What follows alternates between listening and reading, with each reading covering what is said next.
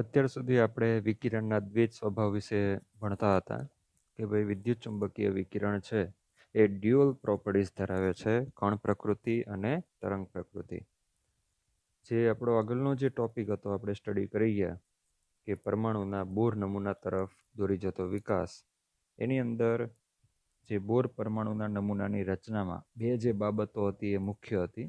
એમાં નંબર 1 વિદ્યુત ચુંબકીય વિકિરણનો દ્વૈત સ્વભાવ, એટલે કે વિકિરણ કણ અને તરંગ એમ બંને પ્રકારના ગુણધર્મ ધરાવે છે. અને છેલ્લે આપણે ફોટો ઇલેક્ટ્રિક અસરની વાત કરી, એના દ્વારા આપણે એવું સમજાવવા માંગતા હતા કે વિકિરણ એ કણ પ્રકૃતિ ક્વોન્ટમ નેચર ધરાવે છે.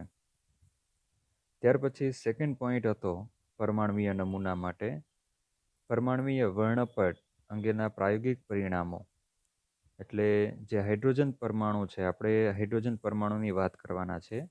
બાકી ઘણા બધા જુદા જુદા જે ધાતુઓ છે, સોડિયમ ધાતુ, લિથિયમ ધાતુ, એમની બાષ્પ લઈને એને એક કાચની ટ્યુબમાં લઈ એનો પણ ઉત્સર્જન વર્ણપટ આપણે મેળવી શકીએ. પણ નીલ બોરે અને આગળના જે સાયન્ટિસ્ટો છે એણે હાઇડ્રોજન પરમાણુનો વર્ણપટ મેળવેલો. તો હવે આપણે જે સેકન્ડ પોઈન્ટની જે વાત કરવાના છીએ એ પરમાણ્વીય વર્ણપટ અંગેની વાત કરવાના છીએ, કે જે પરમાણ્વીય વર્ણપટની માહિતી પરથી એનું એનાલિસિસ કરીને આપણને પરમાણુની અંદર ઇલેક્ટ્રોન વિશેની માહિતી મળી શકે. તો હવે આપણે જે જઈએ છીએ એ પરમાણુમાં ઇલેક્ટ્રોન વિશેની માહિતી તરફ જઈએ છીએ.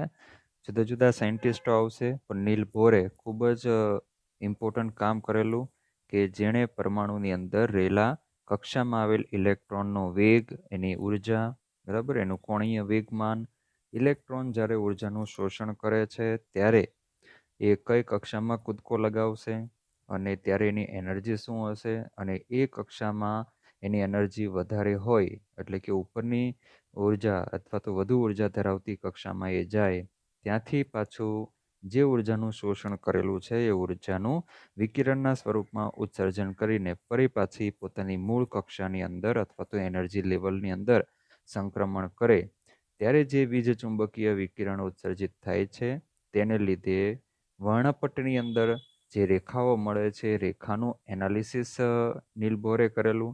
જુદા જુદા સાયન્ટિસ્ટે વર્ણપટની રેખાઓ અને એ રેખાઓ માટેના જે જુદી જુદી શ્રેણીઓ છે એ શ્રેણીઓ વિશે સંશોધન કરીને એનું માહિતી આપી. તો આ જે વર્ણપટ છે ને એના ઉપર આપણે હવે સ્ટડી કરવાના છીએ. તો સૌથી પહેલાં આપણે પ્રકાશની વાત કરીએ.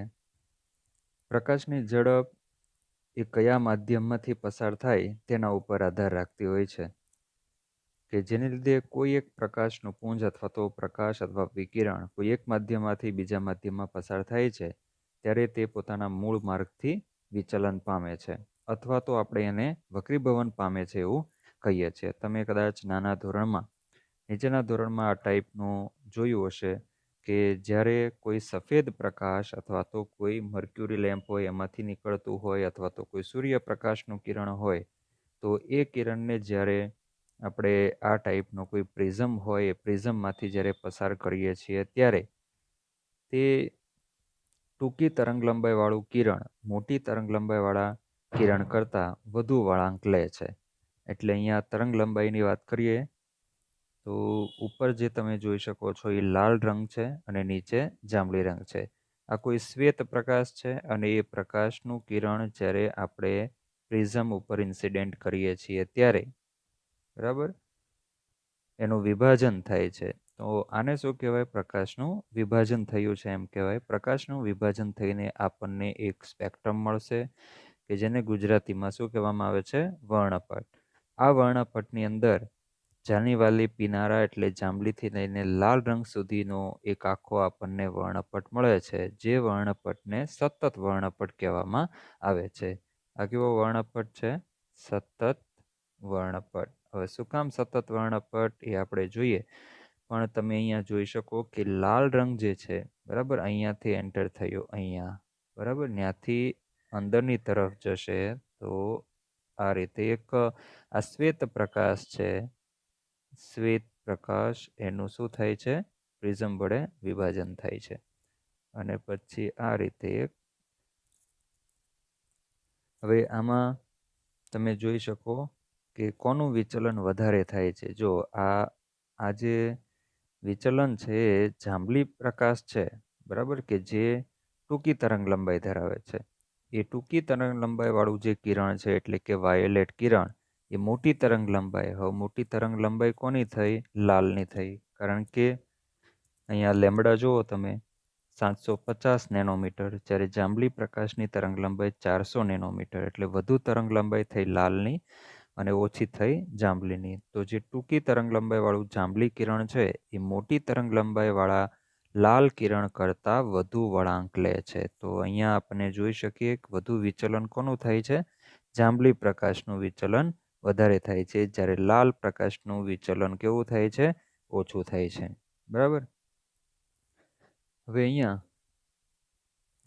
વર્ણપટની વાત કરી કે ભાઈ આ વર્ણપટને શું કહેવામાં આવે છે? સતત વર્ણપટ કહેવામાં આવે છે. શું કામ સતત વર્ણપટ? કારણ કે અહીંયા બધા જ રંગો એકબીજા સાથે મિક્સ થઈ ગયેલા હોય છે. જાંબલી રંગ છે એ ઇન્ડિગો સાથે, ઇન્ડિગો એ બ્લુ સાથે, બ્લુ એ ગ્રીન સાથે, બરાબર. અહીંયા એક કોઈ ચોક્કસ લાઈન તમને નહીં જોવા મળે, પણ બંને કલરો એકબીજા સાથે મિક્સ થઈ ગયેલા, એકબીજા સાથે ભળી ગયેલા જોવા મળશે. એટલા માટે આ જે વર્ણપટ છે એને સતત વર્ણપટ કહેવામાં આવે છે.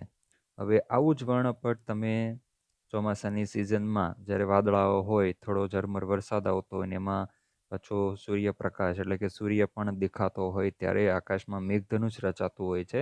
ત્યારે મેઘધનુષ છે ને એ પણ એક ટાઈપનું સતત વર્ણપટનું એક્ઝામ્પલ છે.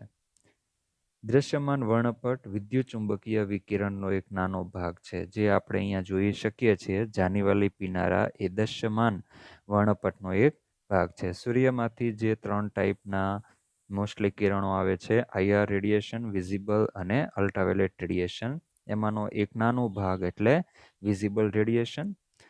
વિદ્યુતચુંબકીય વિકિરણ જ્યારે દ્રવ્ય સાથે પારસ્પરિક ક્રિયા કરે છે. હવે જો આ આપણું શું છે? વીજચુંબકીય વિકિરણ. વીજચુંબકીય વિકિરણ.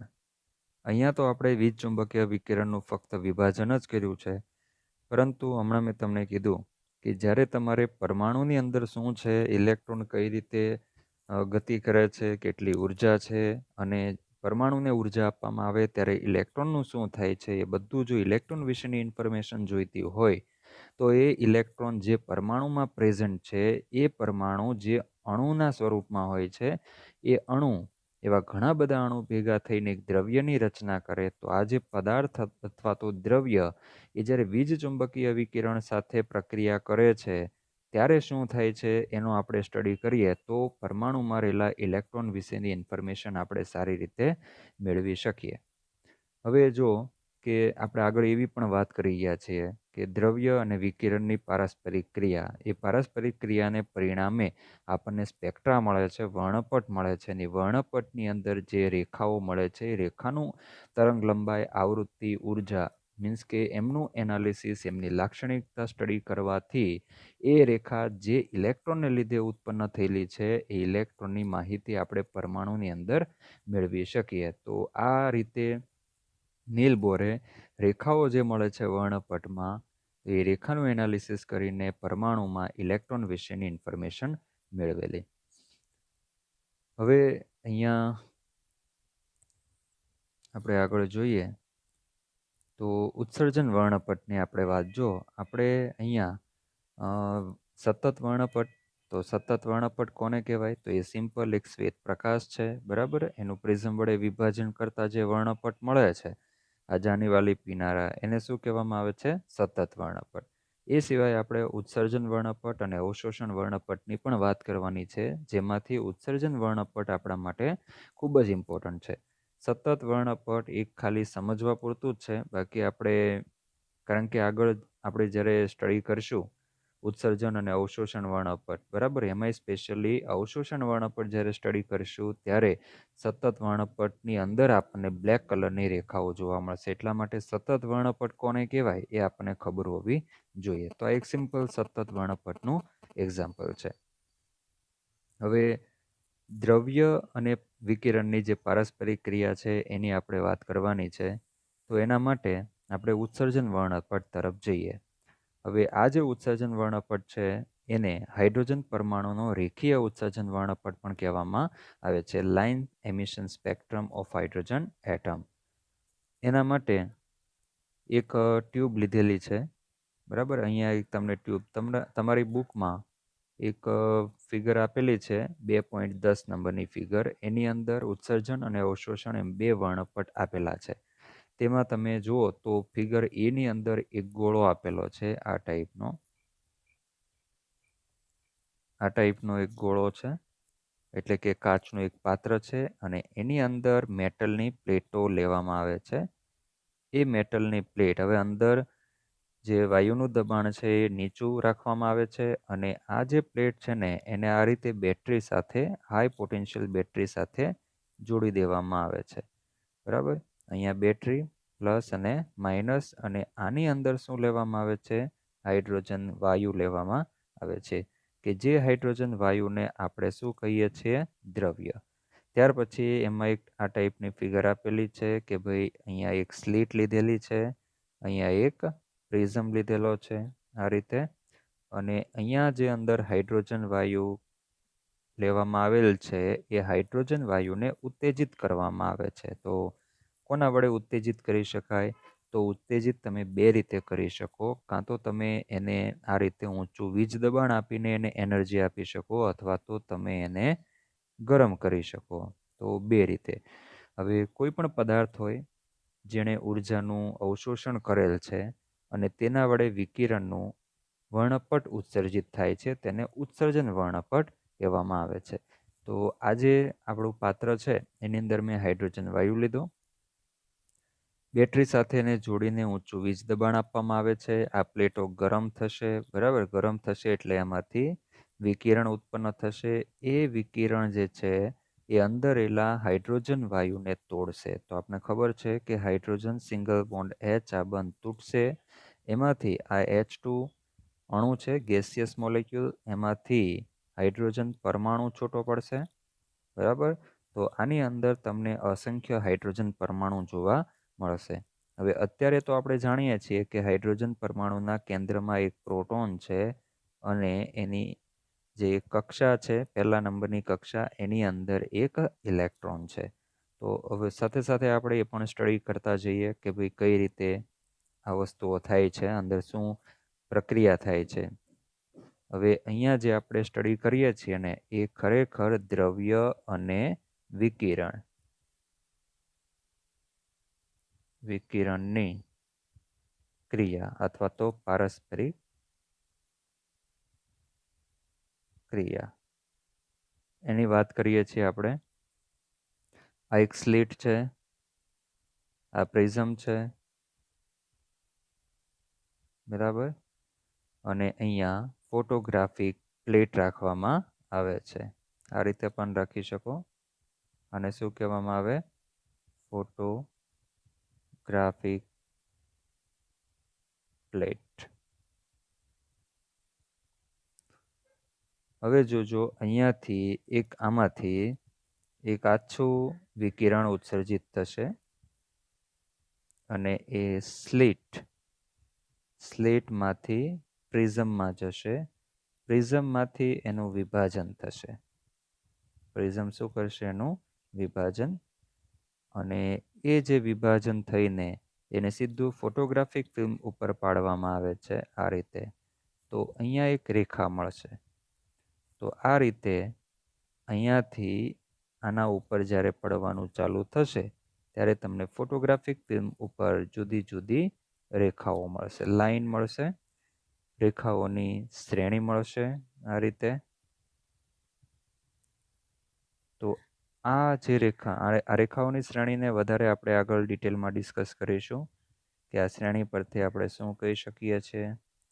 જો નીલ બોરે શું કરેલું એ તમને કહું કે આ જે રેખાઓ છે ને, આ શ્રેણી 1, આ શ્રેણી 2, બરાબર, લાયમન, બામર, પાસ્ચન, બ્રેકેટ અને ફંટ. તો આટલા ટાઈપની શ્રેણીઓ જુદા જુદા વૈજ્ઞાનિકોએ શોધેલી. એના નામ પરથી આ રેખાઓની શ્રેણીને આ ટાઈપના નામ આપવામાં આવેલા છે. સૌથી પહેલાં લાયમન નામની શ્રેણી આવશે. અહીંયા આવશે લાયમન. ઓકે, લાયમન, બામર, પાસ્ચન, બ્રેકેટ અને સ્પૂન, આપણે એની પછી વાત કરીશું.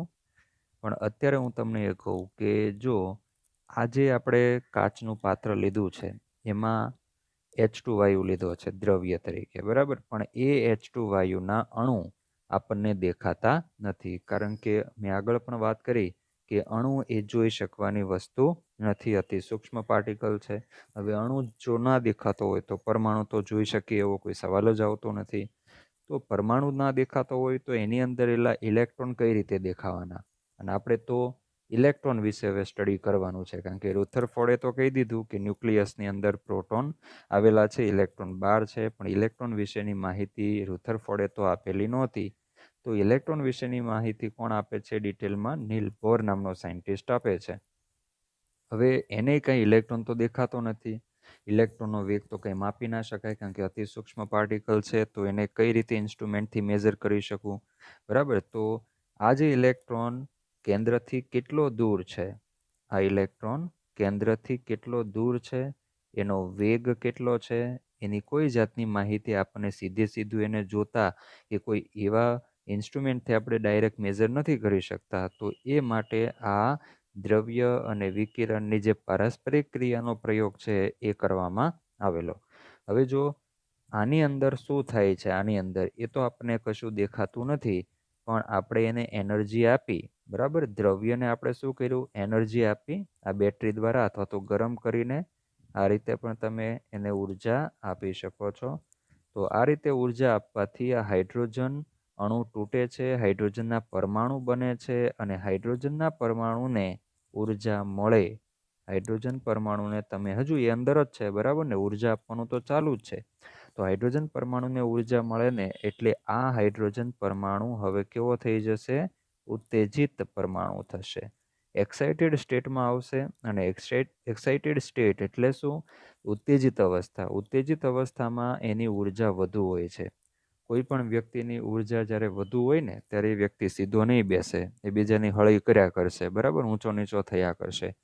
પણ હવે તમે બે તમાચા એને મારી દો અથવા તો ધોઈ નાખો, બરાબર, એટલે હવે એની એનર્જી થશે ડાઉન, એની ઉર્જા થઈ ગઈ ઓછી, એટલે હવે એ સીધો છાનો માનો બેસી જશે. કોઈ સ્ટુડન્ટ ક્લાસની અંદર બહુ તોફાન કરે છે અને કોઈ ટીચર સર એને બરાબરનો ધમકાવે છે અથવા તો ધોકાવે છે, તો એ જે છોકરો છે હવે ચૂપચાપ છાનો માનો બેસી જશે, કારણ કે ઉર્જા વધી ગઈ હતી એટલે વધારે હોશિયારી આવી ગઈ હતી. પણ એને ધોકાવ્યો એટલે હવે એની એનર્જી ડાઉન થઈ ગઈ એટલે એ ચૂપચાપ બેસી જશે. તો એવી જ રીતે અહીંયા હાઇડ્રોજન પરમાણુને ઉર્જા મળે છે એટલે એ કયા સ્ટેટમાં જાય છે? એક્સાઇટેડ સ્ટેટમાં, ઉત્તેજિત થઈ જશે. ઉત્તેજિત થવાથી એની એનર્જી વધેલી છે, બરાબર. એ ઉર્જાનું શોષણ કર્યું છે એટલે ઉર્જા વધી, ને ઉર્જા વધી એટલે એ ઉત્તેજિત થયો. હવે ઉત્તેજિત અવસ્થામાં એ લાંબો સમય ટકી શકતો નથી. એ શું કરશે? ઉત્તેજિત અવસ્થામાં શું કરશે? હવે કે વધારાની જે ઉર્જાનું શોષણ કરેલું હતું એ વિકિરણના સ્વરૂપમાં શું કરશે? ઉત્સર્જિત કરી દેશે. વિકિરણના સ્વરૂપમાં જ્યારે ઉર્જાને ઉત્સર્જિત કરી દે છે એટલે એની ઉર્જા ડાઉન થઈ જાય છે હાઇડ્રોજન એટમની. એટલે ફરી પાછો એ એની કઈ પોઝિશનમાં ચાલ્યો જાય છે? મૂળ અવસ્થામાં ચાલ્યો જાય છે. એ મૂળ અવસ્થાને ગ્રાઉન્ડ સ્ટેટ પણ કહેવામાં આવે છે અથવા ધરા અવસ્થા પણ કહેવામાં આવે છે. તો અહીંયા હાઇડ્રોજન પરમાણુની વાત કરી, બરાબર. હાઇડ્રોજન પરમાણુએ શું કર્યું? ઉર્જા મેળવી. તો અહીંયા મેં નીચે હાઇડ્રોજન પરમાણુ બતાવ્યો છે. ચાલો, આ હાઇડ્રોજન પરમાણુ છે. હવે શું થશે જોજો કે જ્યારે હાઇડ્રોજન પરમાણુ ઉર્જા મેળવે તો એ હાઇડ્રોજન પરમાણુમાં રહેલા ઇલેક્ટ્રોન ઉર્જા મેળવશે. ઇલેક્ટ્રોન ઉર્જા મેળવશે એટલે ઇલેક્ટ્રોનની ઉર્જા વધશે. ઉર્જા વધશે એટલે શું થશે? તો આ જે બધી હું ડ્રો કરું છું ને એ કક્ષા છે. આ કક્ષા નંબર 1 છે, આ કક્ષા નંબર 2, આ કક્ષા 3, આ કક્ષા 4. હાઇડ્રોજન જ્યારે એક ધરા અવસ્થામાં હોય, ઉર્જા ન મેળવી હોય, ત્યારે એની અંદર એનો ઇલેક્ટ્રોન પહેલી કક્ષામાં હોય છે. પણ હવે એને ઉર્જા મેળવી છે એટલે આ ઇલેક્ટ્રોન ઉત્તેજિત થયો. ઇલેક્ટ્રોન ઉત્તેજિત થયો હોય તો એવો હાઇડ્રોજન પરમાણુ પણ ઉત્તેજિત અવસ્થામાં છે એવું કહેવાય. અને હમણાં મેં એમ કીધું કે ઉત્તેજિત અવસ્થામાં લાંબો સમય એ ટકતો નથી. ઉત્તેજિત અવસ્થામાં જે ઉર્જાનું શું કરી દેશે? ઉત્સર્જન કરીને મૂળ અવસ્થામાં ચાલ્યો જશે. તો સેમ એવી જ રીતે કે આ ઇલેક્ટ્રોન ઉર્જા મેળવશે, એનર્જી વધશે. હવે એનર્જી વધે એટલે એ કાંઈ અહીંયા ટકે નહીં, એ સીધો કૂદકો લગાવશે ઊંચી ઉર્જા ધરાવતી કક્ષાની અંદર. આ જે કક્ષાઓ છે, જેમ જેમ કેન્દ્રથી દૂર જાઓ છો તેમ કક્ષાની ઉર્જા વધે છે. તો હવે અહીંયા એ આવી ગયો ઇલેક્ટ્રોન, બરાબર. અહીંયા ઇલેક્ટ્રોન આવ્યો એટલે એની ઉત્તેજિત અવસ્થા થઈ. તો ઉત્તેજિત અવસ્થામાં વધુ સમય નહીં ટકી શકે. તો એ શું કરશે, અહીંયા એણે જે ઉર્જાનું શોષણ કરેલું એ ઉર્જાને વિકિરણના સ્વરૂપમાં પાછું શું કરી દેશે, ઉત્સર્જિત કરી દેશે. ઉત્સર્જિત કરી દીધી એટલે હવે એની ઉર્જા ઘટી ગઈ. તો એ ફરી પાછો પોતાની મૂળ સ્થિતિની અંદર સીધો લો એનર્જી લેવલ અથવા તો નીચી ઉર્જા ધરાવતી કક્ષાની અંદર સંક્રમણ કરશે, પાછો આવી જશે. તો આ ટાઈપની જે ગતિવિધિ છે, આ ટાઈપના જે ટ્રાન્ઝિશન છે, ટ્રાન્ઝિશન એટલે સંક્રાંતિ કહેવામાં આવે, જે એણે કૂદકો માર્યો બીજી કક્ષાની અંદર. તો આ ટાઈપના જે સંક્રાંતિઓ છે એ આ જે આપણે ગોળો ડ્રો કર્યો છે આ, બરાબર, એની અંદર હાઇડ્રોજન પરમાણુની અંદર ઇલેક્ટ્રોનની આવી સંક્રાંતિ જોવા મળે છે. તો આવી સંક્રાંતિઓ થવાથી શું થાય છે, વિકિરણ ઉત્સર્જિત થશે અને એ વિકિરણ આવડું આ છે. અને આવા તો કેટલા વિકિરણો ઉત્સર્જિત થશે, કારણ કે આ ગોળામાં આપણે H2 વાયુ લીધો છે, તો અબજોની સંખ્યા એના કરતાંય વધુ H2 અણુ હોવાના. અને એ H2 અણુ તૂટી તો કેટલા અસંખ્ય હાઇડ્રોજન પરમાણુ થશે. દરેક હાઇડ્રોજન પરમાણુ જો આ રીતે ઉર્જા મેળવે તો એ બધાની અંદર રહેલા ઇલેક્ટ્રોન આવી રીતે કૂદકા લગાવવાનું ચાલુ કરી દેશે અને પાછી મૂળ પોઝિશનમાં આવશે એટલે આવા વિકિરણ ઉત્સર્જિત કરશે. તો આ જે વિકિરણ છે, બરાબર, આમાં તો અસંખ્ય તરંગ લંબાઈ ધરાવતા, બરાબર, આમાં તો λ1, λ2, λ3 એવી રીતે અસંખ્ય λn સુધી તરંગ લંબાઈ ધરાવતા વિકિરણનો એક જથ્થો છે, બરાબર. અને એ વિકિરણને આપણે પ્રિઝમ વડે શું કરીએ છીએ, વિભાજિત. પ્રિઝમ વડે આપણે એને વિભાજિત કર્યું અને હવે એ વિકિરણ જુદા જુદા તરંગ લંબાઈ ધરાવતા, બરાબર, λ1 હોય, λ2 હોય, λ3 હોય, λ4 હોય, આ બધા જ જે વિકિરણ છે જુદી જુદી તરંગ લંબાઈ ધરાવતા, એને આપણે ફોટોગ્રાફિક પ્લેટ ઉપર ઝીલીએ છીએ અને એ વિકિરણને રિલેટેડ આપણને અહીંયા શું મળે છે, રેખાઓ મળે છે, બરાબર. ફોટોગ્રાફિક પ્લેટ ઉપર જે તે વિકિરણને રિલેટેડ રેખા મળે છે અને આ રેખાઓ જુદી જુદી તરંગ લંબાઈ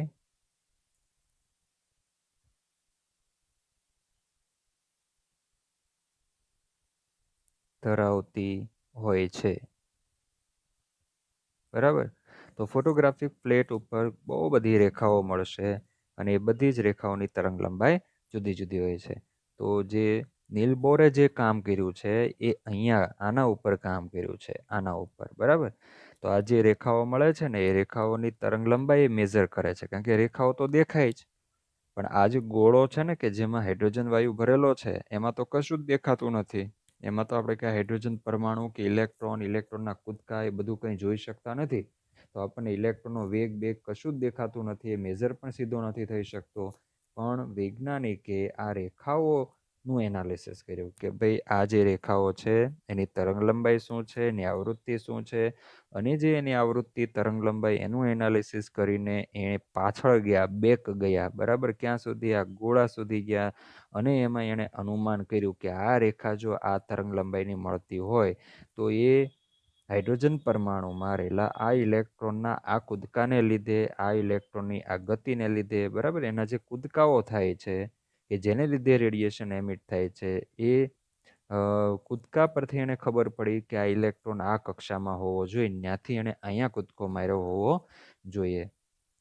તો એ એનાલિસિસ કરી, રેખાઓનું એનાલિસિસ કરીને એણે પરમાણુમાં રહેલા ઇલેક્ટ્રોન વિશેની માહિતીઓ આપણને આપી. તો આપણે આગળ નીલ બોરનો જે પરમાણુ નમૂના માટેની જે અભિધારણાઓ છે એ જ્યારે સ્ટડી કરશું ત્યારે એના ઇક્વેશન પણ એણે આપેલા છે કે જે તે માન્ય કક્ષાની અંદર ઇલેક્ટ્રોન પરિભ્રમણ કરતો હોય ને ત્યારે એની ઉર્જાનું સૂત્ર શું હોય, એની ઉર્જા કેટલી હોય, વેગ કેટલો હોય, બરાબર, અને એ ઇલેક્ટ્રોન કેન્દ્રથી કેટલો દૂર હોય, અથવા તો ઇલેક્ટ્રોન જે કક્ષામાં પ્રેઝન્ટ છે એ કક્ષા કેન્દ્રથી કેટલી દૂર હોય.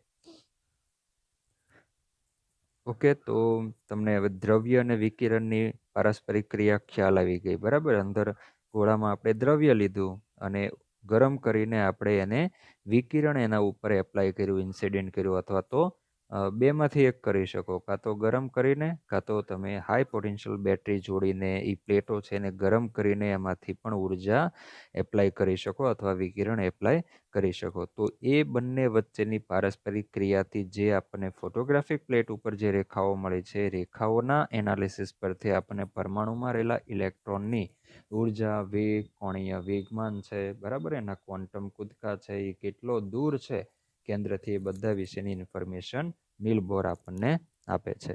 તો અહીંયા તમે આ જે નમૂનો છે, બરાબર, એને ઉત્તેજિત કરેલો છે. તો ઉત્તેજિત કરેલો જે નમૂનો હોય અને એ જે આપણને વર્ણપટ આપે છે એને ઉત્સર્જન વર્ણપટ કહેવામાં આવે છે. અને શું કહેવામાં આવે છે? ઉત્સર્જન વર્ણપટ. અને સતત વર્ણપટ કહેવાતો નથી. તો એના માટે આપણે ફિગર જોઈએ તો આપણે ખ્યાલ આવશે. જો સતત વર્ણપટ તો આ ટાઈપનો હોય, બધા જ રંગો એકબીજા સાથે મિક્સ થયા હોય, અડીને હોય. હવે મેં તમને જે અહીંયા તમારી ટેક્સ્ટ બુકમાં જે આપેલું છે, બરાબર, 2.10ની અંદર ફિગર આપેલી છે, એ મેં તમને અહીંયા ડ્રો કરીને બતાવી. અને આ ગોળામાં શું થાય છે એ પરમાણુ ડ્રો કરીને બતાવ્યું. જો કે પરમાણુ આ રીતે બુકમાં તો નથી આપેલો, પણ તમને અહીંયાથી વધારે સારી રીતે સમજ પડશે કે ભાઈ શા માટે અહીંયા રેખાઓ વર્ણપટની ઉપર ફોટોગ્રાફિક પ્લેટ ઉપર મળે છે. હવે આપણે ઉત્સર્જન વર્ણપટ તો જોઈ જ ગયા છીએ, પણ એક વ્યવસ્થિત ફિગર છે કે ભાઈ સોર્સ ઓફ હાઇડ્રોજન, એક ટ્યુબની અંદર હાઇડ્રોજન વાયુ લીધેલો છે અને એ હાઇડ્રોજન પરમાણુને શું કરવામાં આવે છે? ઉર્જા પ્રોવાઈડ કરીને ઉત્તેજિત કરવામાં આવે છે. સ્લિટમાંથી એને પાસ કરવામાં આવે છે, બરાબર. આ જે હવે તમને ખ્યાલ આવી ગયો ને કે આ જે રેડિયેશન છે ને એની અંદર અસંખ્ય જુદી જુદી તરંગ લંબાઈ ધરાવતા, બરાબર, આની અંદર અસંખ્ય λ1, λ2, λ3, λ4 એન્ડ સોન λn સુધી જુદી જુદી તરંગ લંબાઈ ધરાવતા વિકિરણો અંદર આખો જથ્થો છે. અને પ્રિઝમનું કામ શું? તો કે એનું કામ છે કે આ જે વિકિરણ છે નો જથ્થો કે જેમાં બધી જ તરંગ લંબાઈવાળા વિકિરણો છે એનું આપણે વિભાજન કરીને એક ફોટોગ્રાફિક પ્લેટ ઉપર સ્પેક્ટ્રા મેળવી શકીએ છીએ. તો જો તમને અહીંયા સ્પેક્ટ્રા તમે જોઈ શકો છો કે ફોટોગ્રાફિક પ્લેટનું બેકગ્રાઉન્ડ છે ને એ બ્લેક કલરનું છે, દેખાય? બ્લેક. અને એમાં તમને જુદી જુદી રંગીન રેખાઓ મળતી હોય છે. હવે જો દ્રશ્યમાન વર્ણપટની અંદર આવતો, એવું નહીં કે ફક્ત આટલી જ મળે. આ દ્રશ્યમાન વર્ણપટ છે. તમને જે આ કલરફુલ મળે છે એ કયું વર્ણપટ કહેવાય? દ્રશ્યમાન.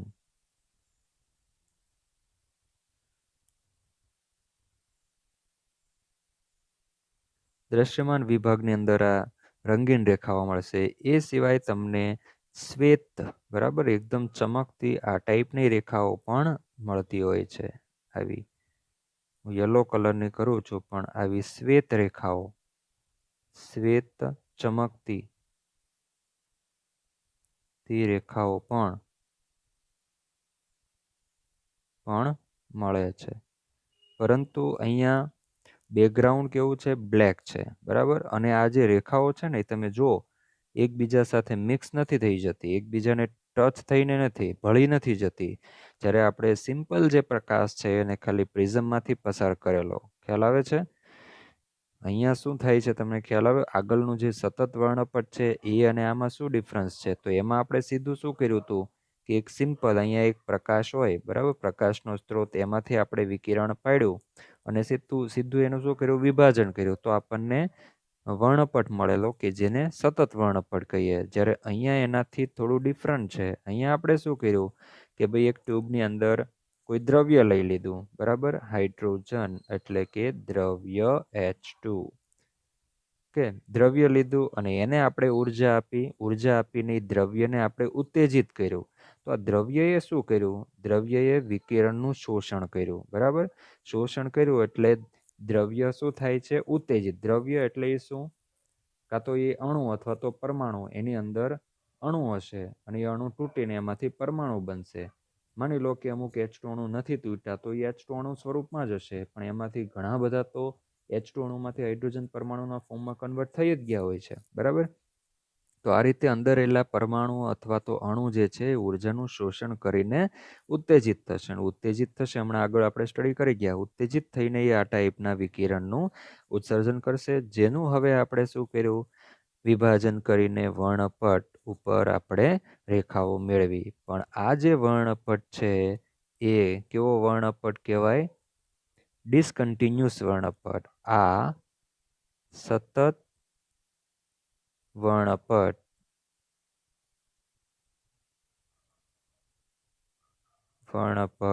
નથી, કારણ કે આમાં રેખાઓ વચ્ચે તમને ગેપ જોવા મળે છે, બરાબર. હવે આપણે અવશોષણ વર્ણપટની વાત કરીએ. અવશોષણ વર્ણપટમાં શું થાય છે એ જોઈએ. તો જો આ એક ઉર્જાનો સ્ત્રોત છે, બરાબર. એમાં જે આપણું સેમ્પલ છે, આપણું દ્રવ્ય છે, બરાબર, દ્રવ્ય. અને એ દ્રવ્ય તરીકે આપણે અંદર શું લઈએ છીએ? H2. એ દ્રવ્યને આપણે ઉત્તેજિત નથી કરતા. એમાંથી આપણે શું કરીએ? અહીંયા જો આગળનામાં આપણે શું કર્યું કે ભાઈ દ્રવ્ય લીધું અને એને સીધું આપણે શું કર્યું? ઉત્તેજિત કર્યું. સીધું જ આપણે એને એનર્જી આપી દીધી અને એ ઉત્તેજિત થઈને પછી એ વિકિરણ ઉત્સર્જિત કરે છે. જ્યારે અવશોષણ વર્ણપટની અંદર શું હોય? એમાં આપણે એક પાત્રની અંદર સેમ્પલ લીધું અને હવે સફેદ જે પ્રકાશ છે એ પ્રકાશને સેમ્પલમાંથી સતત રીતે દાખલ કરવામાં આવે છે. આમ જુઓ તો ઘણીવાર આ જે H2 છે એને એક નોર્મલ કન્ડિશન, એક કોલ્ડ અવસ્થામાં પણ તમે લઈ શકો છો.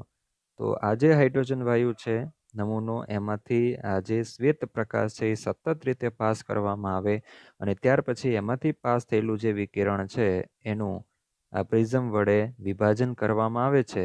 તો ફોટોગ્રાફિક પ્લેટ ઉપર આપણને આ ટાઈપની બ્લેક રેખાઓ મળે છે. દેખાય છે? જો આ કેવી રેખા છે?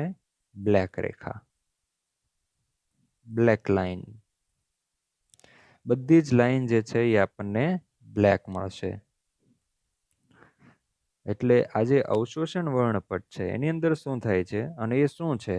તો અવશોષણ વર્ણપટ એ ઉત્સર્જન વર્ણપટની ફોટોગ્રાફીની એક નેગેટિવ જેવી હોય છે.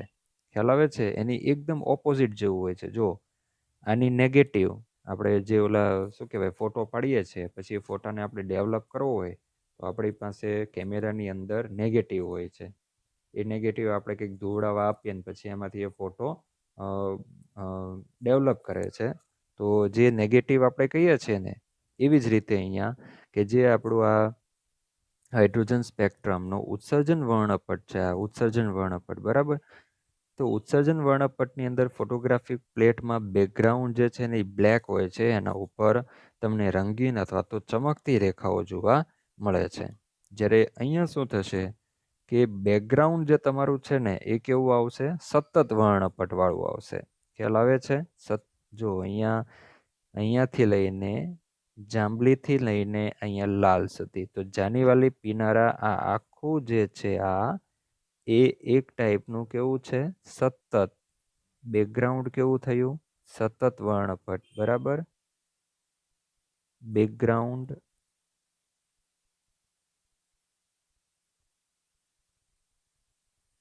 કન્ટિન્યુઅસ સ્પેક્ટ્રમ, સતત વર્ણપટ. અને એ સતત વર્ણપટમાં આપણને શું જોવા મળશે? Black line.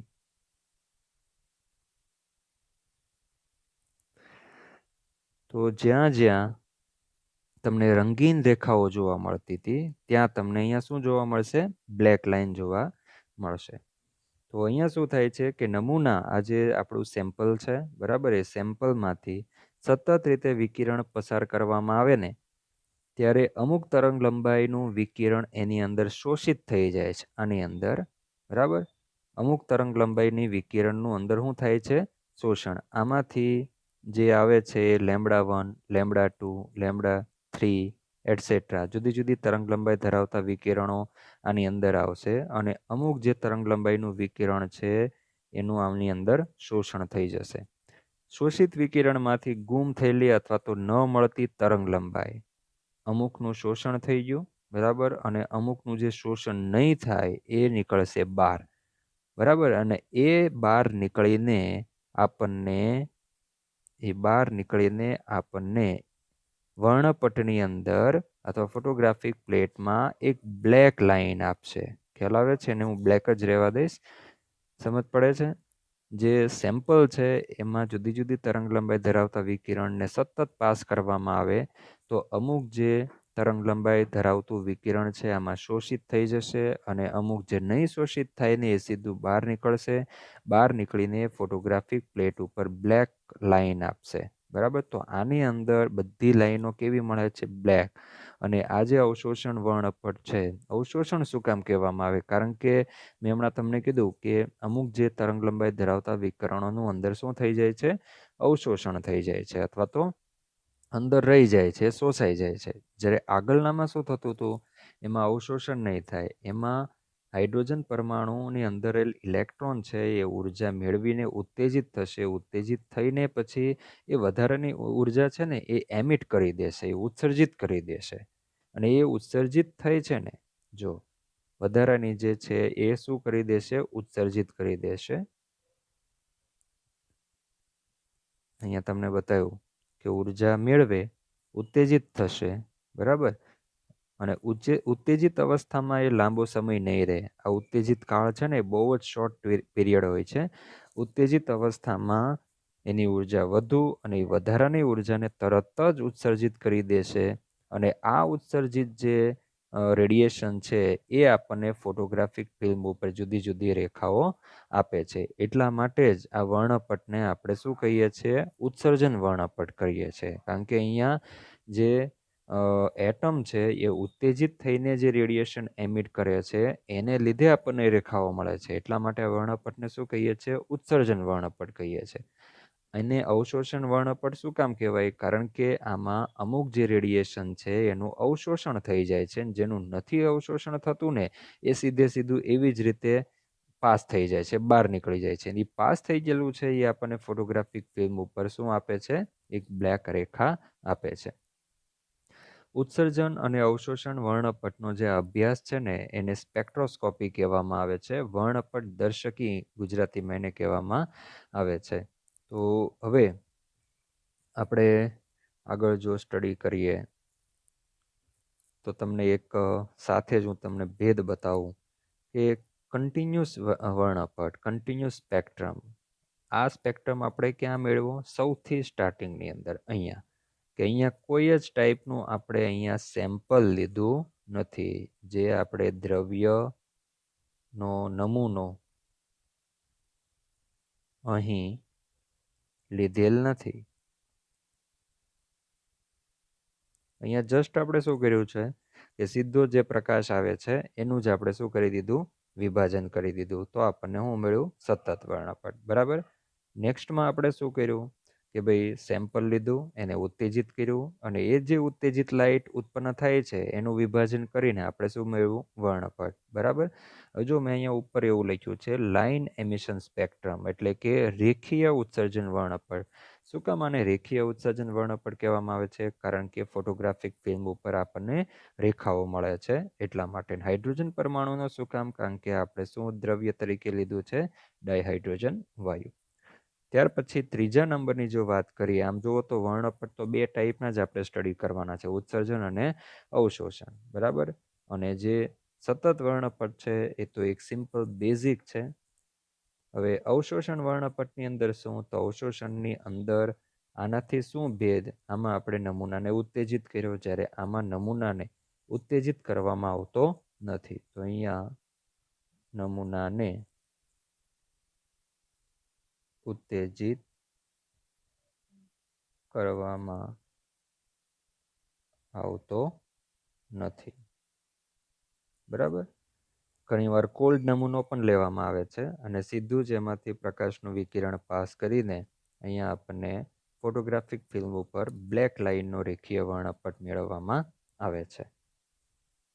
તો હવે ડિફરન્સ જોઈએ તો કન્ટિન્યુઅસ સ્પેક્ટ્રમ એટલે સતત વર્ણપટ, બરાબર, જે આપણે ફર્સ્ટ સ્ટડી કર્યું. ત્યાર પછી an emission spectrum is usually discontinuous spectrum. મેં તમને અહીંયા વાત કરી એમિશન સ્પેક્ટ્રમ એટલે શું? ઉત્સર્જન વર્ણપટ. બરાબર. તો ઉત્સર્જન વર્ણપટ છે ને એ સતત વર્ણપટ નથી.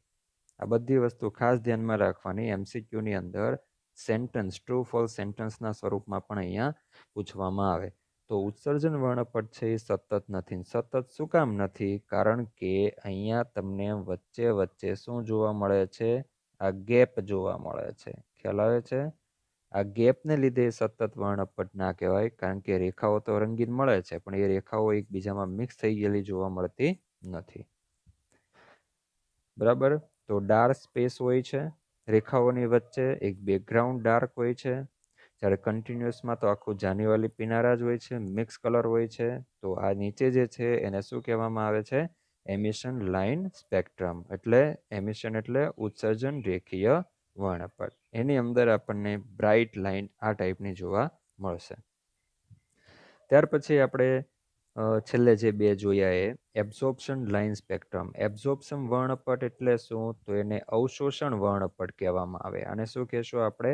અવશોષણ. અને એમિશન એટલે શું? તો એમિશન એટલે ઉત્સર્જન વર્ણપટ. તો હમણાં તમને કીધું એ મુજબ કે અવશોષણ વર્ણપટ છે ને એ ઉત્સર્જન વર્ણપટની એક નેગેટિવ છે. કઈ રીતે નેગેટિવ એ પણ તમને કીધું કે જો અહીંયા એમિશન સ્પેક્ટ્રમની અંદર જે લાઈન આપણને મળે છે રંગીન લાઈન, તો એ જગ્યાએ એબ્સોર્પ્શન વર્ણપટની અંદર તમને બ્લેક કલરની રેખા મળશે. જો જ્યાં જ્યાં તમને બ્રાઇટ લાઈન મળે છે, બરાબર, કલરફુલ અથવા તો કોઈ શ્વેત પ્રકાશવાળી ચમકતી તમને લાઈન જોવા મળશે એમિશન સ્પેક્ટ્રમની અંદર, એ જ જગ્યાએ સેમ ટુ સેમ, કારણ કે આપણે દ્રવ્ય તો હાઇડ્રોજન જ લીધું છે બંનેની અંદર, બરાબર. બંનેમાં દ્રવ્ય જો હાઇડ્રોજન લેતા હોવ ને તો બંને સ્પેક્ટ્રમ છે એકબીજાની નેગેટિવ ટાઈપની થાય, એકબીજાની ઝેરોક્સ જેવી થાય, બરાબર. તો અહીંયા આ જે લાઈન છે એની જગ્યાએ બ્લેક લાઈન, બરાબર. એની જાડાઈ છે, એની જે શું કહેવાય આવૃત્તિ છે, તરંગ લંબાઈ છે, એ બધું સેમ જ હોય છે. જો તમે જાડાઈ પણ જોજો એ પણ સેમ હોય છે. તો અહીંયા જો આ રેડની જાડાઈ જેટલી છે એટલી જ જાડાઈવાળી તમને એબ્સોર્પ્શન વર્ણપટની અંદર બ્લેક કલરની રેખા જોવા મળશે. ઉલટું શું? અહીંયા તમને રંગીન લાઈનો જોવા મળશે, જ્યારે ઉપરનામાં તમને બેકગ્રાઉન્ડ રંગીન જોવા મળશે. અહીંયા તમને રેખાઓ જે છે એમિશન સ્પેક્ટ્રમમાં રેખાઓ જાનીવાલી પીનારા ટાઈપની જોવા મળશે, જ્યારે ઉપર એબ્સોર્પ્શન સ્પેક્ટ્રમની અંદર અવશોષણ વર્ણપટની અંદર તમને બેકગ્રાઉન્ડ જાનીવાલી પીનારા જોવા મળશે. હવે અવશોષણ વર્ણપટમાં રેખાઓ બધી બ્લેક જ જોવા મળશે, જ્યારે ઉત્સર્જન વર્ણપટમાં તમને બેકગ્રાઉન્ડ છે એ બ્લેક જોવા મળશે. મતલબ બંને એકબીજાથી કેવું છે? ઓપોઝિટ છે. મતલબ કે બંને હાઇડ્રોજન પરમાણુ માટેના જ વર્ણપટો છે, એટલા માટે રેખાઓની આવૃત્તિ પણ કેવી હોય છે? સમાન હોય છે. જો આ જે રેખાની જાડાઈ, બરાબર, આની જાડાઈ જેટલી છે, જાડાઈ બંનેમાં કેવી હોય છે? સેમ. બીજું કે તરંગ લંબાઈ, આવૃત્તિ, આ પણ, બરાબર, આ બંને પણ કેવું હોય છે? સમાન હોય છે. શું કામ સમાન હોય? કારણ કે બંને વર્ણપટ માટે આપણે દ્રવ્ય તરીકે H2 વાયુ લીધેલ છે. હા, તમે જો દ્રવ્ય ચેન્જ કરી નાખો ને, દ્રવ્ય ચેન્જ કરી દો તો પછી શું થશે? તો લાઈનો એકબીજા ઉપર મેચ નહીં થાય, તો લાઈનો આઘા પાછી થઈ જશે, એની જે થિકનેસ છે એમાં ફેરફાર થઈ જશે, બરાબર. લાઈનની જે તરંગ લંબાઈ છે, આવૃત્તિ છે, એ બધામાં ફેરફાર થઈ શકે. ઓકે, તો લાઈન એમિશન સ્પેક્ટ્રમ છે એનો અભ્યાસ છે ખૂબ જ ઇમ્પોર્ટન્ટ છે. એના પરથી આપણને ખૂબ જ ઇમ્પોર્ટન્ટ ઇન્ફોર્મેશન જે તે તત્વ માટે આપણને મળી શકે છે. કોઈ પણ તત્વ હોય ને એનો પોતાનો એક વિશેષ રેખા ઉત્સર્જન વર્ણપટ હોય છે. હમણાં તમને કીધું એ મુજબ કે જો તમે દ્રવ્ય ચેન્જ કરો, બરાબર, એટલે કે પરમાણુ ચેન્જ કરો, જુદા જુદા દ્રવ્ય માટે પરમાણુઓ કેવા હોય? જુદા જુદા. તમે સોડિયમ ધાતુનો જો વર્ણપટ મેળવવા માંગો તો સોડિયમ ધાતુની જે બાષ્પ છે એને આપણે પેલો જે કાચનો ગોળો છે ને એની અંદર લેવામાં આવે. જો હિલિયમ વાયુ માટે જો ઇન્ફોર્મેશન મેળવી હોય તો હિલિયમ વાયુ લેવામાં આવે. લિથિયમ ધાતુ માટે લેવું હોય એ મર્ક્યુરી ધાતુ છે એના માટે જો તમારે ઇન્ફોર્મેશન જોઈતી હોય તો મર્ક્યુરી ધાતુની બાષ્પ લેવામાં આવે. અને એ જુદા જુદા તત્વો છે એના એમિશન સ્પેક્ટ્રમ એટલે કે ઉત્સર્જન વર્ણપટ મેળવવામાં આવે. એ ઉત્સર્જન વર્ણપટમાં જે રેખાઓ છે કે જેને આપણે રેખીય વર્ણપટ કહીએ છીએ એ રેખાઓના અભ્યાસ પરથી આપણે જે તે તત્વની પરમાણ્વીય જે ઇલેક્ટ્રોન રચના છે ઇલેક્ટ્રોન ઇન્ફોર્મેશન છે એ આપણે મેળવી શકીએ છીએ. તો અહીંયા જે રીતે જુદા જુદા માણસો હોય બરાબર, તો એની જે ફિંગરપ્રિન્ટ છે ને એ જુદી જુદી હોય છે.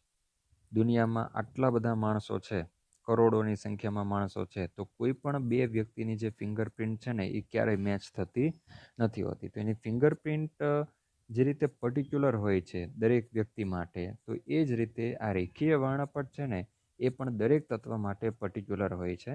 જુદા જુદા તત્વો માટે રેખીય વર્ણપટ જુદો જુદો હોય છે. હાઇડ્રોજન પરમાણુ માટે રેખીય વર્ણપટ જો આ ટાઈપનો હોય, રેખીય ઉત્સર્જન વર્ણપટ આ ટાઈપનો હોય, તો કોઈ સોડિયમ ધાતુ માટે આ વર્ણપટ અલગ પ્રકારનો હોય. એમાં જે લાઈન છે, રેખાઓ છે, રેખાઓની જાડાઈ છે બરાબર, એની તરંગ લંબાઈ, આવૃત્તિ, એની તેજસ્વીતા બધું જુદું જુદું હોય છે. તો એના માટે આપણે એક એક્ઝામ્પલ લઈએ. એટમિક સ્પેક્ટ્રા જોઈએ. Line emission spectrum for different metal are sodium, mercury and lithium બરાબર. તો મર્ક્યુરીમાં સોડિયમ માટે જો હું line spectrum emission line spectrum જોઉં તો મને આ ટાઈપનો જોવા મળે. મર્ક્યુરી માટે મને આવી લાઈનો જોવા મળશે ઉત્સર્જન વર્ણપટની અંદર. લિથિયમ માટે મને આ ટાઈપની જોવા મળશે. તો તમે જોઈ શકો કે જુદી જુદી જે રેખાઓ છે ને એની શ્રેણી પણ જુદી હોય, રેખાઓનું સ્થાન પણ જુદું હોય બરાબર. સ્થાન કેવું હોય? જુદું હોય. એની જે શ્રેણી છે એ પણ જુદી હોય. તરંગ લંબાઈ છે, આવૃત્તિ છે, એમની થિકનેસ એટલે કે જાડાઈ છે, આ બધું જ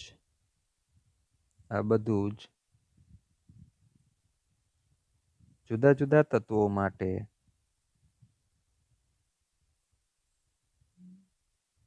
માટે કેવું હોય છે? જુદું જુદું હોય છે. મતલબ કે જો તમારી પાસે કોઈ તત્વનો રેખીય વર્ણપટ હોય તો એ રેખીય વર્ણપટનો અભ્યાસ કરીને જે તે તત્વની માહિતી મેળવી શકો છો. તો જુદા જુદા તત્વ માટે આ વસ્તુ અલગ અલગ હોય તો એને ઇન્ફોર્મેશન, એની જે ઓળખ છે બરાબર, એ પણ અલગ હોય અને એમના વિશે આપણે સારી રીતે ઇન્ફોર્મેશન મેળવી શકીએ. જે રીતે આપણે ફિંગરપ્રિન્ટ છે એના પરથી કોઈ વ્યક્તિ, તમે કોઈ ફિંગરપ્રિન્ટ આપો અને એ આધાર કાર્ડ સાથે જોડેલી હોય છે, તો ફિંગરપ્રિન્ટ પરથી જે રીતે કોઈ વ્યક્તિનું બધી જ ઇન્ફોર્મેશન મળી જાય, ભાઈ ક્યાં રહે છે, એનો જન્મ કયો છે, એની કાસ્ટ શું છે, નામ શું છે, મેલ છે કે ફિમેલ છે, ઉંમર શું છે બરાબર.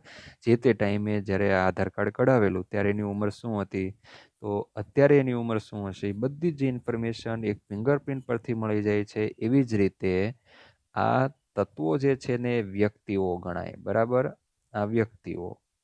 અને આ ખરેખર શું કહેવાય? તો આ જે છે ને એ જે તે વ્યક્તિની ફિંગર પ્રિન્ટ ગણાય.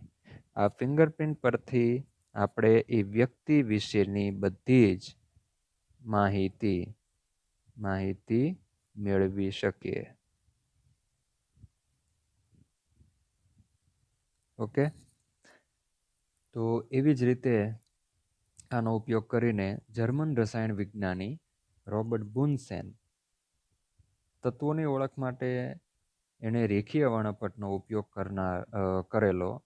તો સૌથી પહેલાં એક વૈજ્ઞાનિક છે કે જેણે તત્વોને ઓળખવા માટે રેખીય વર્ણપટનો ઉપયોગ કરેલો. એના માટે એણે કયા કયા તત્વોને રેખીય વર્ણપટનો ઉપયોગ કરીને ઓળખેલા? તો એ rubidium, caesium, thallium, indium, gallium, scandium. આ જે તત્વોની શોધ જ્યારે તેમના ખનિજોનું પૃથ્થકરણ સ્પેક્ટ્રોસ્કોપી વડે કરવામાં આવ્યું ને ત્યારે થઈ હતી. માની લો કે જમીન ખોદવામાં આવે છે ને કોઈ ખનિજ મળે છે બરાબર, તો એ ખનિજની અંદર કઈ ધાતુ છે એ જાણવા માટે સ્પેક્ટ્રોસ્કોપીનો ઉપયોગ કરવામાં આવેલો. તો કોઈ તત્વને જાણવા માટે સ્પેક્ટ્રોસ્કોપીનો આ રેખીય વર્ણપટનો ઉપયોગ કરનાર વૈજ્ઞાનિક સૌ પ્રથમ કોણ હતા? રોબર્ટ બુન્સેન હતા બરાબર. અને કયા કયા તત્વોને સ્પેક્ટ્રોસ્કોપી પરથી તો તમારી બુકમાં આપેલું છે, એ જોઈ લેજો. ખનિજોનું પૃથ્થકરણ, કારણ કે કોઈ એક ખનિજની અંદર એક કરતાં વધુ ધાતુ હોય. ખનિજ છે એ મોટે ભાગે હેલાઇડના સ્વરૂપમાં, ઓક્સાઇડના સ્વરૂપમાં, કાર્બોનેટના સ્વરૂપમાં, સલ્ફેટના સ્વરૂપમાં હોય છે. અને એક ખનિજની અંદર 2-3 ધાતુઓ હોય, બરાબર. ફટકડી છે એક ટાઈપનું ખનિજ છે કે જેની અંદર એલ્યુમિનિયમ છે અને પોટેશિયમ ધાતુઓ છે.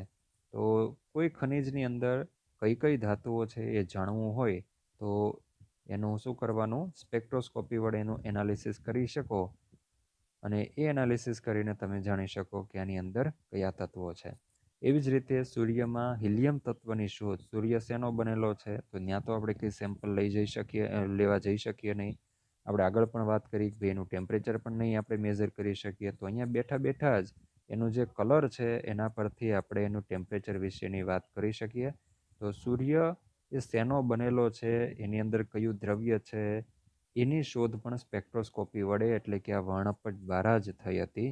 તો સૂર્યની અંદર હિલિયમ છે, બરાબર. હાઇડ્રોજન પણ છે. હાઇડ્રોજનનું હિલિયમમાં કન્વર્ઝન થાય છે ન્યુક્લિયર ફ્યુઝન રિએક્શનથી. તો આ જે આવર્ત કોષ્ટકની અંદર હિલિયમ તત્વ છે ને, એ હિલિયમ તત્વ સૂર્યની અંદર પ્રેઝન્ટ છે એની માહિતી પણ આપણને સ્પેક્ટ્રોસ્કોપી વડે વૈજ્ઞાનિકોને મળેલી. ત્યાર પછી આપણે હાઇડ્રોજનનો રેખાવર્ણપટની વાત કરવાની છે. અને જે આગળ આપણે વાત કરેલી એ આ રીતે મેં તમને હાઇડ્રોજન પરમાણુ બતાવ્યો. એમાં ઇલેક્ટ્રોન છે એ ઉર્જાનું શોષણ કરે, ઉત્તેજિત થાય, કૂદકો લગાવે. અહીંયા એની ઉર્જા વધારે હોય એટલે તરત જ વધારાની જેટલી શોષેલી જ ઉર્જા છે એનું વિકિરણના સ્વરૂપમાં ઉત્સર્જન કરીને પોતાની મૂળ સિચ્યુએશનમાં આવી જશે. અને આ જે વિકિરણ એમિટ થાય છે એ વિકિરણને લીધે ફોટોગ્રાફિક પ્લેટ ઉપર આપણને રેખા મળે છે. તો એ તમે અહીંયા જોઈ શકો. જો આ શું છે, હાઇડ્રોજન એટમ, બરાબર. હવે હાઇડ્રોજન એટમ એની ભૂમિ અવસ્થામાં હોય ને ત્યારે ઇલેક્ટ્રોન અહીંયા હોય, અહીંયા ઇલેક્ટ્રોન હોય. જો આ જુદી જુદી રેડ કલરની છે ને કક્ષાઓ છે, વચ્ચે કેન્દ્ર છે. પહેલી જે કક્ષા છે ને એને n=1 કહેવાય. આગળ આપણે નેક્સ્ટ લેક્ચરમાં સ્ટડી કરવાના છીએ આના વિશે. ત્યાર પછી આ n=2, આ n=3, એવી રીતે બહુ બધી હોય છે. n=4 પણ હોય. This is n=4. એના પછી n=5, 6 એન્ડ સો ઓન, બરાબર. અને ઇન્ફિનિટિવ, n=ઇન્ફિનિટિવ એટલે આ જે કક્ષા છે ને, આ બધી કક્ષાઓ છે. શું છે? કક્ષા, બરાબર. n=ઇન્ફિનિટિવ નંબરની જે કક્ષા છે એને પરમાણુની બહાર કલ્પવામાં આવે છે. અહીંયા જો ઇલેક્ટ્રોન આવી જાય તો સમજવાનું કે એ ઇલેક્ટ્રોન પરમાણુમાંથી હવે બહાર નીકળી ગયો છે. હવે શું થશે જોજો, તમે જ્યારે ઉર્જા આપવાનું ચાલુ કરો છો ત્યારે એ ઉર્જા આ ઇલેક્ટ્રોન મેળવશે. હાઇડ્રોજન પરમાણુને આપો છો એટલે પરમાણુમાં રહેલો ઇલેક્ટ્રોન ઉર્જા મેળવે. ઉર્જા મેળવી અને સીધો કૂદકો મારે અહીંયા, ઊંચી ઉર્જા ધરાવતી. હવે ક્યાં કૂદકો મારશે એને આપણે ડિટેલમાં આગળ ડિસ્કશન કરવાનું છે, જ્યારે આપણે હાઇડ્રોજન પરમાણુનો રેખાવર્ણપટને ડિટેલમાં ડિસ્કસ કરીએ ત્યારે, બરાબર. કારણ કે આ બધું છે ને એકબીજા સાથે સ્ટ્રોંગલી કનેક્ટેડ છે, પણ આપણે સ્પેશિયલ ટોપિક તરીકે લેવાના છે હાઇડ્રોજન પરમાણુનો રેખીય વર્ણપટ. અત્યારે આજે આપણે શું જોયેલું કે ઉત્સર્જન એ સતત વર્ણપટ, ઉત્સર્જન વર્ણપટ અને અવશોષણ વર્ણપટ. પણ સૌથી વધારે ઇમ્પોર્ટન્ટ છે ને એ ઉત્સર્જન વર્ણપટ છે. કારણ કે ઉત્સર્જન વર્ણપટની અંદર આપણને જુદી જુદી રંગ ધરાવતી રેખાઓ મળે છે કે જેના પરથી આપણે એનાલિસિસ કરવું સરળ બની રહે છે. એટલે વૈજ્ઞાનિક કોને વધુ મહત્વ આપે છે? ઉત્સર્જન વર્ણપટને. અહીંયા શું થશે, ઇલેક્ટ્રોન આ બીજી કક્ષામાં આવ્યો, બરાબર. હવે આ ઇલેક્ટ્રોન છે ને, આ ઇલેક્ટ્રોન ઉત્તેજિત ઇલેક્ટ્રોન કહેવાય. ઉત્તેજિત ઇલેક્ટ્રોન. અહીંયા જ્યારે ઇલેક્ટ્રોન હતો ને ત્યારે આ ઇલેક્ટ્રોન ઉત્તેજિત ઇલેક્ટ્રોન ના કહેવાય, પણ આ ઇલેક્ટ્રોન ભૂમિ અથવા તો ધરા અવસ્થામાં છે, બરાબર. ભૂમિ અથવા તો ધરા અવસ્થામાં, પોતાની મૂળ અવસ્થામાં, મૂળ સ્થિતિમાં. પણ ઉર્જા મેળવી એણે, ઉર્જા આપણે બહારથી આપી છે તો મેળવશે જ. તમને કોઈ મીઠાઈ આપે તો તમે લઈ જ લેશો, ના નહીં પાડો. એવી જ રીતે ઇલેક્ટ્રોનને બહારથી જો ઉર્જા આપશો તો એ લઈ લેશે. લઈને એક્સાઇટેડ સ્ટેટમાં જશે, કઈ કક્ષામાં કૂદકો, તમે એમ કહેશો કે બીજી કક્ષામાં જ કેમ કૂદકો માર્યો, ત્રીજીમાં કેમ નહીં માર્યો? તો એના માટે આપણે આગળ ડિસ્કશન કરવાના છીએ. અત્યારે માની લો કે બીજી કક્ષામાં કૂદકો લગાવ્યો છે. હવે અહીંયા ઉત્તેજિત અવસ્થામાં એ આવી ગયો, ઉર્જા અહીંયા કેવી થઈ ગઈ? વધુ. ઉર્જા વધુ. જ્યારે કોઈ સિસ્ટમની ઉર્જા વધુ થાય ને ત્યારે એ અસ્થિર થઈ જાય. કેવો થઈ જાય? અસ્થિર. ગાંડા કાઢવાનું ચાલુ કરે, ફટકારો એટલે પાછી મૂળ પોઝિશનમાં આવી જાય. તો અહીંયા અસ્થિર થઈ ગયો. હવે અસ્થિર સિસ્ટમ છે ને, અસ્થિર અવસ્થા એ લાંબો સમય નહીં ટકે, એનું આયુષ્ય ઓછું હોય. આ અવસ્થાનું આયુષ્ય, આ અવસ્થાનું ઓછું હોય છે.